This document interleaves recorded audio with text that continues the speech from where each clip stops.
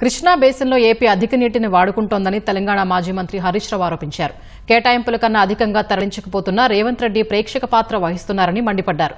సాగర్ ఎడమకాలువ ఆయకట్టు కింద పంటలు ఎండిపోతున్నా ప్రభుత్వానికి పట్టడం లేదని ఆక్షేపించారు.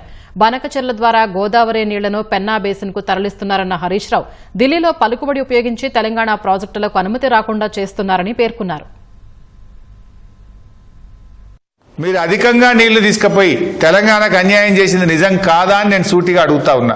గోదావరి బంకచెర్ల ప్రాజెక్టు అది సముద్రంలో కలిసే నీళ్లు తీసుకపోతే తప్పేందని మీరు మాట్లాడుతున్నారు.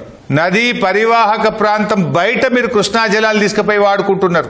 ఇలా గోదావరి విషయంలో కూడా మీరు అదే ప్రయత్నానికి తెరలేపుతున్నారు.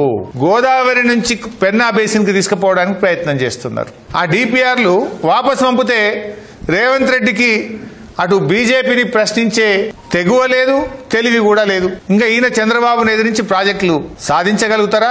అక్రమ ప్రాజెక్టులను ఆంధ్రప్రదేశ్ నిర్మిస్తున్న వాటిని ఆపగలుగుతారా అన్నదే ఈ రోజు క్వశ్చన్ మార్క్. చంద్రబాబు నాయుడు గారు మాట్లాడుతూ నేను కాళేశ్వరం ప్రాజెక్టును ఆపే ప్రయత్నం చేయలేదు అని నిన్న మాట్లాడిండ్రు. మంచి పని చేశారు, కాళేశ్వరం గట్టి అన్నాడు. అట్లీస్ట్ ఒక నిజాన్ని ఒప్పుకున్నారు.